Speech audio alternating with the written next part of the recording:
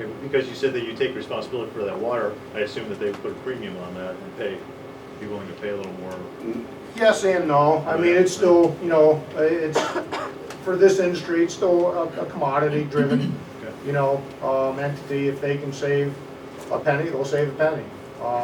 Much of the cost, it generally costs more to transport the volume of water around.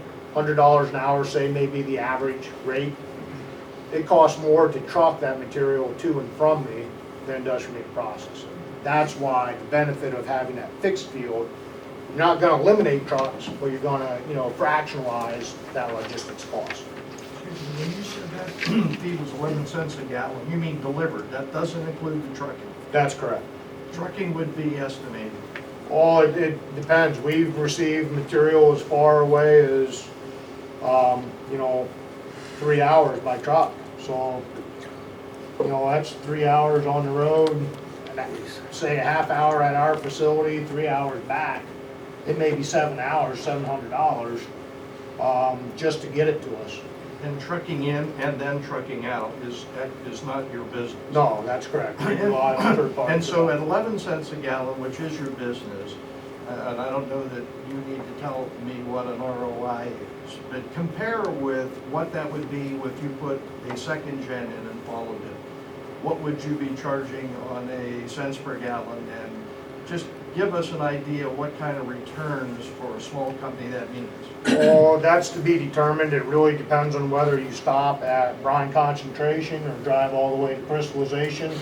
It's like a lot of other waste. 90% of your capital is incurred in treating the last 10%, you know, to drive to crystallization.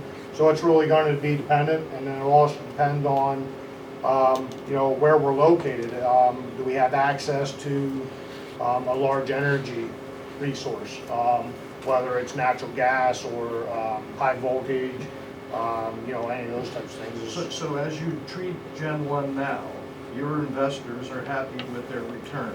We're self-funded, sir. We did this ourselves. And as you look to Gen 2, Yes. you're debating that return on investment to understand what your alternatives are. We will look for the most cost-effective, you know, regulatory compliant means by which we can, you know, meet those criteria. Yep. Yeah, we'll do Yes. one more question, and we should probably Okay. wrap up. We'll Yep. stick around. Yeah, I'll stick around for as long as anybody like.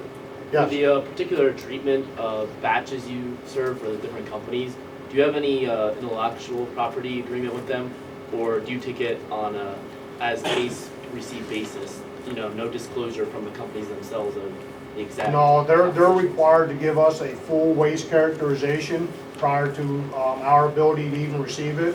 That's a DEP criteria. Because we are a permitted regulated facility, we must receive a Form 26R from every waste generator, in this case the energy company, prior to receipt of that. So that gives us all the waste characterization that we should be aware of for that. As far as intellectual, you know, property, no, there hasn't been. I mean, it's covered contractually, of course, but there's not been any concerns with that. They just want to have their water segregated from somebody else's water.